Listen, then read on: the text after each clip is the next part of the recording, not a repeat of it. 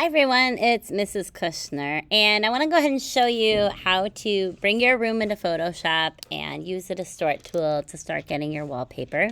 So as you can see, I'm here on our Padlet, and people have imported their rooms in from Sketchbook onto the Padlet, and now we have to get it off the Padlet. So I'm going to go ahead and use Nathan's room over here. We're going to go ahead and click on these three dots. And we can say download attachment. Okay, so that's how you're going to get yours, and it goes over here to the downloads. And then from there, you can go ahead into Photoshop, and this is kind of what we're going for. You can see I started with the other class. So we'll start in Photoshop, and what we're going to do is go to Create, Document Sizes, and we'll just pick the default.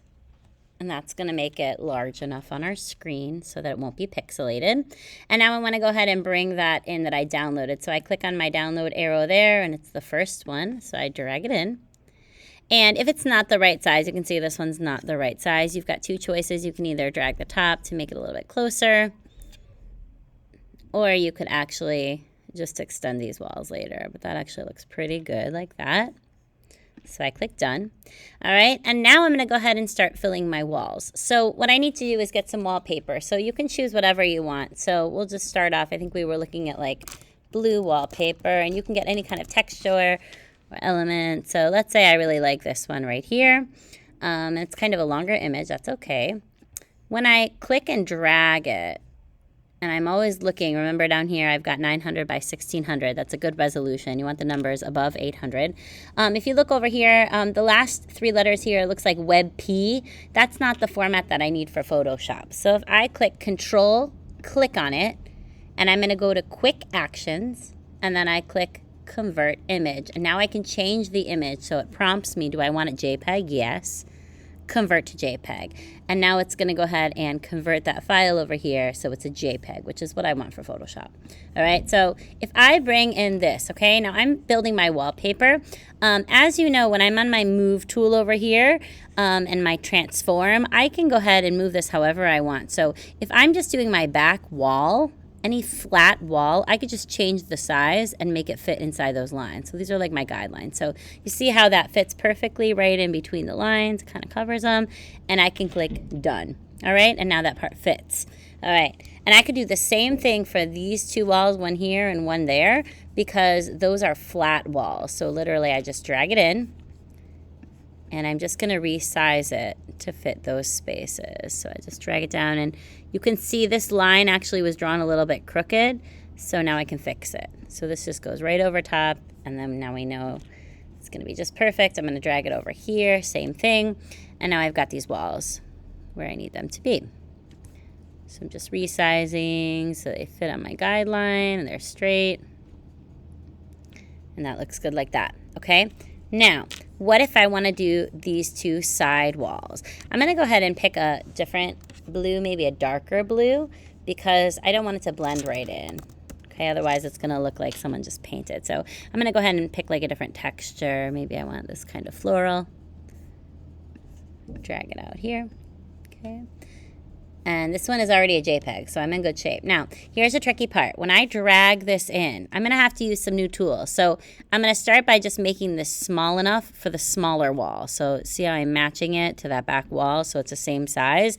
But now I have to actually distort it. So I'm going to bring it right up to that line, but I want to be able to pull the top up and the bottom down. So I'm going to go over here, okay? And this is part of my size and position over here. So if I click on that, okay, right now it's on import. You can see I've got these three little choices, or four choices here. So I've been using my free transform. I'm going to go to the third choice. It's called distort.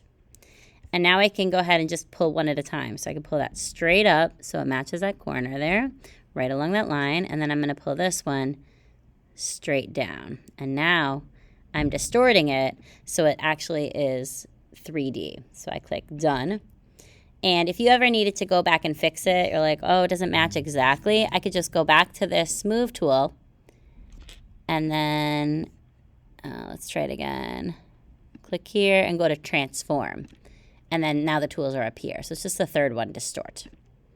And now I can say, oh, I just want to adjust that a little bit more. Okay? Now I do the same thing on the other side. So again, I'm making it smaller so it fits the back wall right here. And then I'm going to pull it in so it fits the size. And then I want to go to the third tool right up here, distort, pull up, and then pull this one down. Now I've got to do the floor. So you can decide what kind of floor that you want. I'm going to go ahead and pick like a wood floor. And every room is going to be a little different. You want a picture that's flat. You want it flat. You don't want it already in a space like that. Same thing, if you're doing like a rug, you want to make sure that it's flat. You don't want to see it already bent into space because we're going to bend it ourselves, okay? So right now I'm just picking the kind of look I like. I'm going to pick this look right here. And now I'm going to grab this image. So I grab it. And I'm going to do a similar kind of thing, except I'm going to use my distort tools a little bit below the composition line. So if I click Control-Click, Quick Actions, Convert, because right now it's a WebP. I want a JPEG. So JPEG, Convert. And now I can go ahead and drag this in. So it's going to be similar here. And oops, I have to click Done to get off of the other one. There it is. Okay. So now I can drag this down. And the same thing, I want to make it the same size as that back wall. But now you see that these two are below. So what I might need to do, I could do Command minus on my keyboard and make it a little smaller. I want to make sure to see, even though it's below my canvas, I want to see that. Okay, so I go to my distort tool, and this time I'm going to drag it to the right. And you notice I want to keep it just as a straight line. Okay, so down here and this one, they have to be straight. You can't like bend one all the way or it's going to look really weird. You want to keep that bottom line straight. So if you notice, I'm kind of just dragging it to fit. From here to there, this line is straight. So I'm going to drag it up a little, and now I've got a wood floor. Okay, so that's if you have a simple room. If you have a complex room where you've got two sides, we're going to do the same thing, except we're going to lean it to one side or another. So I'm going to drag this one in.